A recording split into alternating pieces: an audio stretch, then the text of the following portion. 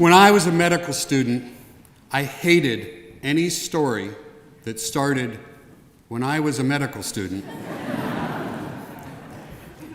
When I was a medical student, I had very long hair. I had a collection of tie-dyed scrub shirts. Some of you know what tie-dyed is, maybe had some tie-dyed materials. The rest of you, maybe you've read about it in the history books. My tie-dyed scrub shirts looked suspiciously like many of the scrub shirts that were at the hospital. I can't explain that.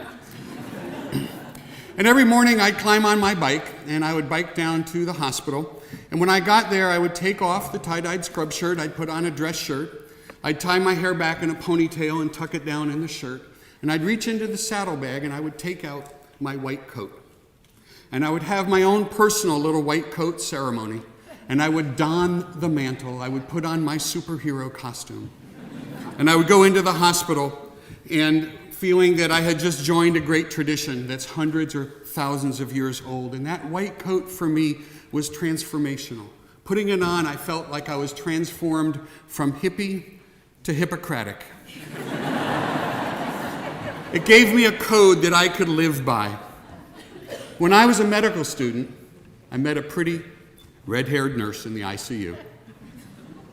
She thought I was a smart aleck. Matter of fact, she didn't like me very much. She hated me on site, reported me to the head nurse, said she never wanted to see me again. We were engaged to be married 3 months later, and married 8 months after that. She's here with me today after 41 years.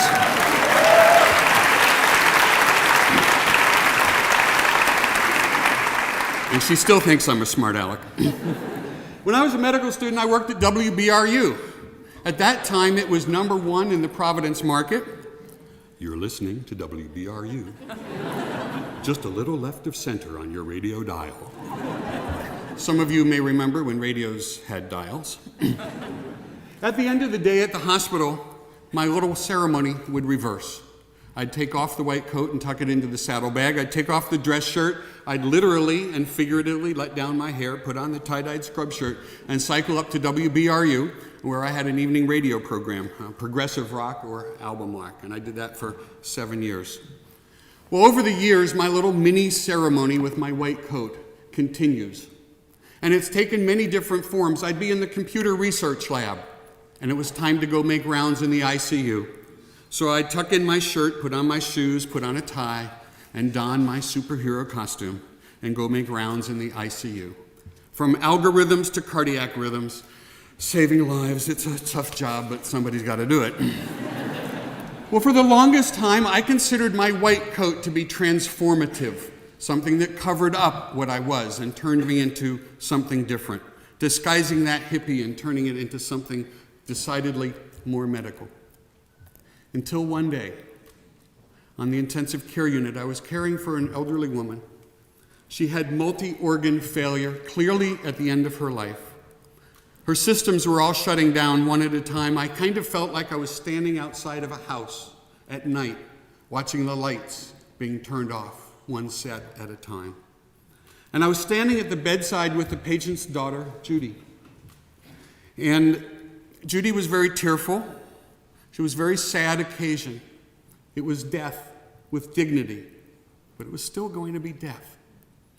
And I felt myself starting to tear up. Old wounds were being opened, and I was consumed with the sadness. And I felt that I needed to leave the room, because everybody knows people in white coats don't cry. And I was most of the way out of the room, and to this day I don't know why I stopped. And I turned around and went back to the bedside. And I decided it was okay if Judy saw me cry. And we stood there together, and I sat with her as her mother died. A few weeks after her mother died, Judy sent me a note, which I've kept to this day, and I'd like to read it to you.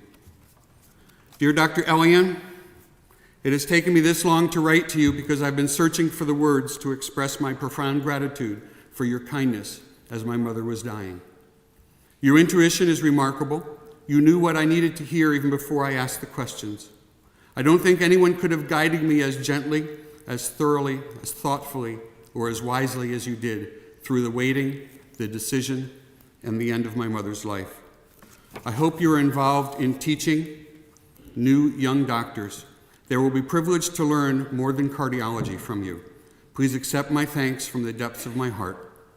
I will never forget your kindness. Now I read this to remind myself that I'm convinced that all of those events unfolded as they did because on that day I made a choice. I chose to not let the white coat transform me into something different. Instead, I let it enhance me.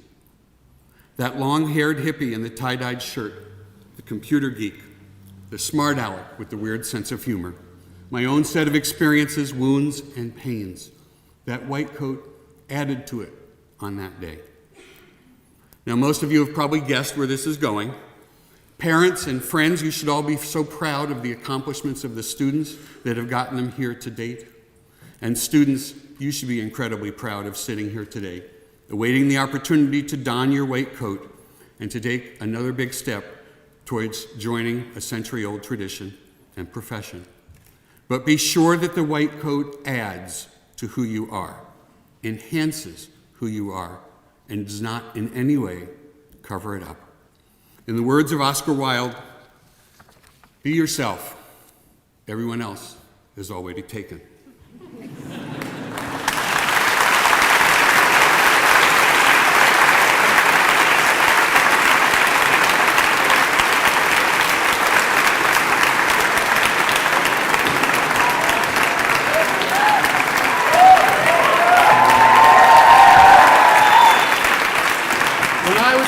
Student, I switched from the electric guitar to the acoustic guitar, and I've never quite figured out how to combine that with clinical medicine. But I did figure out that it's kind of a fun way to end a keynote speech. While I'm setting up, I just have a few more words for the students. If you happen to find yourself on a clinical rotation with me, be forewarned, I'm tough. I'm going to teach you, but I'm going to quiz you because I want to know if you're getting it. I'm going to help you put your findings and facts together and synthesize it so you understand the underlying pathophysiology. But I'm going to ask you why. Why? Why? You're going to get so sick of it, it's going to make you want to cry. But all the time, I'm wondering, do they appreciate what I'm doing? Parents, maybe you ask yourselves sometimes, do they appreciate all the hard work? The teachers that are here, you also ask yourselves that question, do they appreciate all the hard work that they put in? Well, I'd like to give you my musical answer. This is dedicated to the parents, the families, the teachers, clinicians, mentors, and even deans that are here today, celebrating this enhancement. Unfortunately, Crosby, Stills, and Nash couldn't be here today, so I'm going to have to do the three-part harmony all by myself. I just want you to know that here at the Warren Alpert Medical School, nothing is pre-recorded. We don't lip sync. You're about to hear a live performance, but I'm a computer geek and I'm not above a little computer augmentation.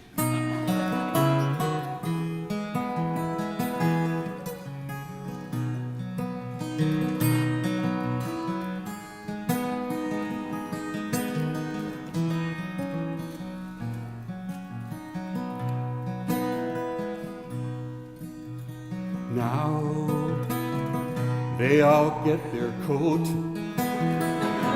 It will denote a code they can live by, but they must remain themselves, a bit enhanced, but no more tie-dye, and teach your children well. Their med-school hell will slowly go by, and feed them multi-choice, the ones they pick, the ones we'll grade by, and And if you ever ask them why, it makes them want to cry. So just look at them and sigh.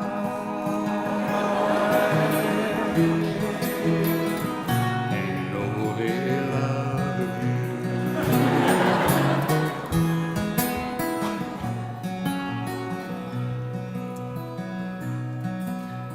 you. You of advancing years can't know the fears your students grew by, and so query them with care and hope they dare to boldly reply and teach your students well. Their mid-school hell will slowly go by. And if you ever ask them why, it makes them want to cry. So just look at them